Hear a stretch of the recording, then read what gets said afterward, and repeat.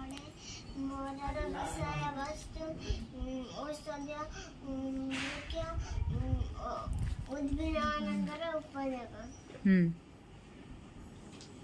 ଆମ ଆଖପାଖରେ ବହୁତ ସାରା ଉଦ୍ଭିଦ ଅଛନ୍ତି ଯାହା ଦେହରେ ବିଭିନ୍ନ ପ୍ରକାର ଔଷଧ ଗୁଣ ଭରି ରହିଛି।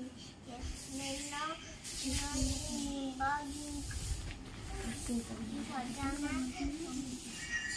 ସଜନା ଅଁଳା ପିଜୁଳି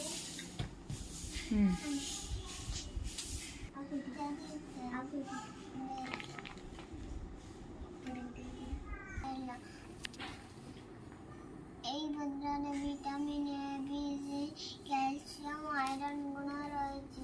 ଏଥିପାଇଁ ବେଲପତ୍ର ତ୍ୱଚା କେଶର ସୌନ୍ଦର୍ଯ୍ୟ ବଢ଼ାଇବାରେ ବେଶ ଉପଯୋଗୀ ଅଟେ।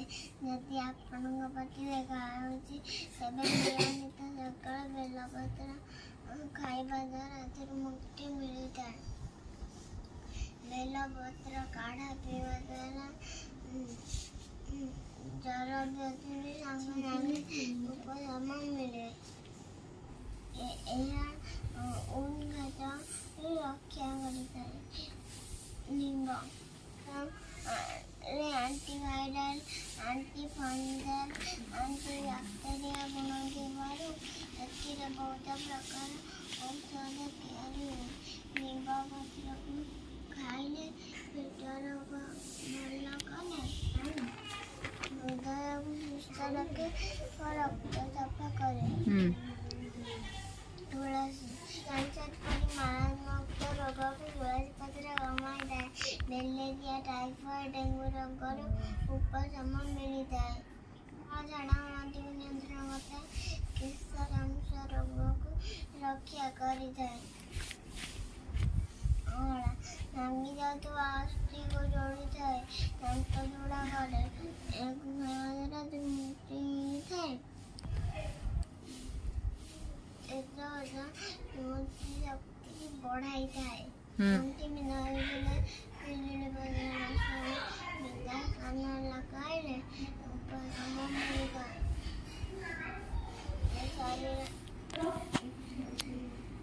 ଡାଇରିଆ ରୋଗ ପାଇଁ ଏହା ଏକ ଲାଭଦାୟକ।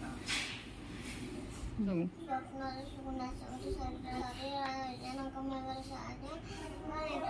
ପାଚନ ତନ୍ତ୍ରକୁ ଠିକ୍ କରିଥାଏ। ତାପରେ ଭୃଷଙ୍ଗ ହୋଇଥାଏ। ଦରଜ ବା ଇନଫେକ୍ସନକୁ ଭଲ କରିଥାଏ। ଭୃଷଙ୍ଗ ଖାଇବା ଦ୍ୱାରା କଫ ସହଜରେ ବାହାରିଥାଏ। ଯମ ପ୍ରକ୍ରିୟାକୁ ଭଲ କରିଥାଏ।